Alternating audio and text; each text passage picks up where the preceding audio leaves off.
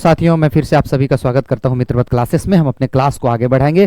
जैसा कि मैंने सब वीडियो में आपको बताता हूं कि जो भी टेक्निकल पेपर्स हैं आपके, चाहे वो दिल्ली मेट्रो का हो या फिर आपका स्टेट इलेक्ट्रिसिटी का हो या फिर कोई भी जेई या फिर असिस्टेंट इंजीनियर के लेवल का जो टेक्निकल पेपर है, उसका सोल्यूशन यहाँ पे 1 बाय 1 किया जाएगा।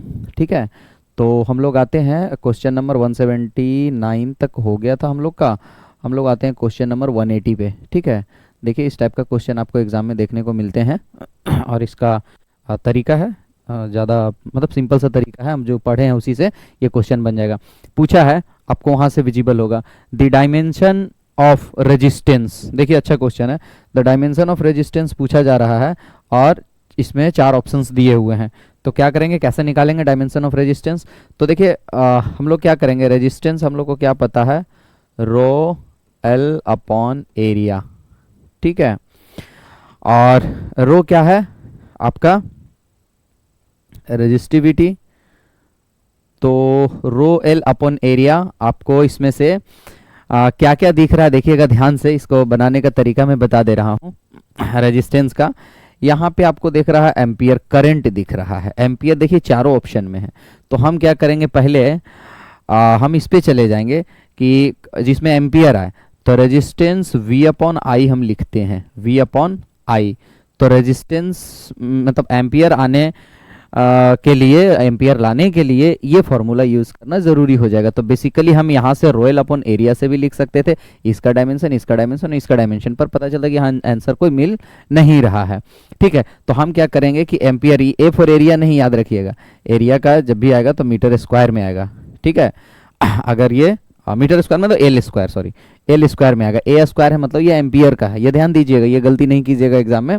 तो हम क्या करेंगे कि हम ऐसे फार्मूला वाला से निकालेंगे। अब क्या करेंगे, एक वोल्टेज का हमको डायमेंशनल फार्मूला निकालना होगा और करंट का डायमेंशनल फार्मूला निकालना होगा। ये दोनों निकल गया तो फिर हमारा एक ना एक ऑप्शन मैच कर जाएगा। ठीक है, तो आते हैं धीरे धीरे। अब पहला क्या, वी क्या है, it's a potential difference. Potential difference क्या होता है, this is work done in bringing per unit charge from one place to other place. ठीक है, तो यही है।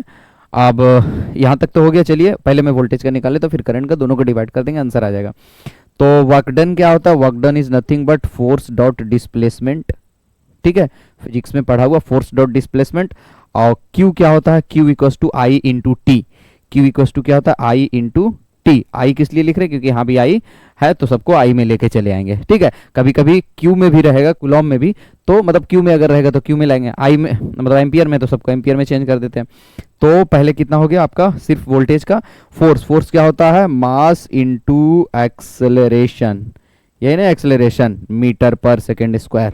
ठीक है, मास का मास हो गया तो फोर्स हो गया। डिस्प्लेसमेंट क्या हो गया, डिस्प्लेसमेंट एक लेंथ है तो इसका डायमेंशनल फॉर्मूला लेंथ होगा, डिवाइडेड बाई आई का एम्पियर, और टाइम का तो टाइम होता ही है कैपिटल टी। ठीक है, तो यहां से क्या हो गया आपका टी, यहाँ एक नीचे है, ऊपर जाके माइनस होगा तो -3 हो जाएगा और एम्पियर ऊपर चला जाएगा। तो क्या हो गया, सिर्फ अभी वोल्टेज का हम निकाल रहे डायमेंशनल फॉर्मूला, तो कितना हो गया, एम एल। ठीक है, M L T to the power -3, -2 पहले से, एक इधर से जाएगा ऊपर, और एल एक है, सॉरी एक एल तो 2 हो गया ना, तो इसको हटा के हम एल स्क्वायर कर देंगे डायरेक्ट यहाँ। ठीक है, और एम्पियर को ऊपर ले जाएंगे तो एम्पियर -1 हो जाएगा। इतना हो गया। अब जब हमको इसका निकालना है रेजिस्टेंस का, तो क्या होगा, डिवाइड कितना करना है, एम्पियर से ही तो डिवाइड करना है, तो यही निकाल दीजिए। तो रेजिस्टेंस का डायमेंशनल फॉर्मूला जो होगा वो दिस डिवाइडेड बाई एक एम्पियर और हो जाएगा। तो एक एम्पियर और ऊपर जाएगा तो ए पर पावर -2 हो जाएगा। तो M L T square, sorry L square T to the power -3 और एम्पियर टू द पावर -2।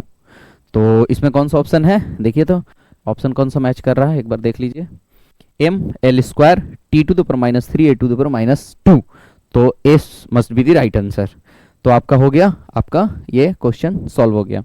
अब हम लोग आते हैं, यहाँ पे किसी को दिक्कत नहीं होना चाहिए, अगर किसी को डाउट है तो आप बिल्कुल हमको कमेंट सेक्शन में आप पूछिए मेरे से, मैं उसको बताऊंगा। ठीक है, 180 कंप्लीट हो गया। 181 क्या है,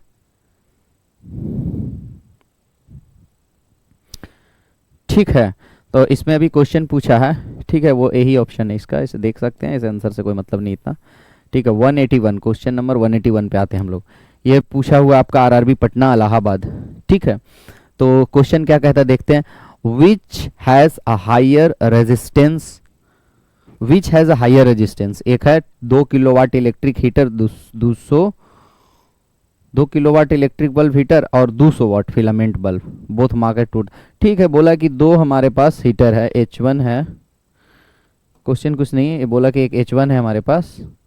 ठीक है, हीटर वो कितना 2 किलोवाट का है, 2 किलोवाट का और 230 वोल्ट। और दूसरा बोला है H2 है हमारे पास। ठीक है, वो है 200 वाट और 230 वोल्ट, दोनों 230 वोल्ट है। देखिए लाइन पड़ी है, 2 किलोवाट इलेक्ट्रिक हीटर और 200 watt filament bulb, both mark 230 volt, दोनों में मार्किंग है 230 वोल्ट का। तो रेजिस्टेंस निकाल लीजिए, क्या चाहिए, power equals to V square upon R होता है।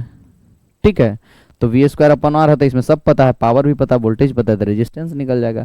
तो रेजिस्टेंस क्या हो जाएगा, वी स्क्वायर अपॉन पी। ठीक है ना, तो वी स्क्वायर तो दोनों का सेम है, तो पी जिसका कम रहेगा उसका रेजिस्टेंस ज्यादा रहेगा। तब पी कम किसका है, इसका कम है, वो 2 किलो वाट है, मतलब 2000 वाट है ये, 2 किलो वाट मतलब 2000 वाट, और ये 200 वाट, तो इसका जो है रेजिस्टेंस ज्यादा होगा। तो आपका क्या है आंसर, ए आंसर इसका। ये सब आसान क्वेश्चन है, सब आप खुद कर सकते हैं, पर पूछा हुआ तो इम्पोर्टेंट है हमारे लिए। अब नेक्स्ट क्वेश्चन में हम लोग आते हैं। नेक्स्ट क्वेश्चन कहाँ से आएंगे, इसको इरेज करते हैं और 182 पे चले।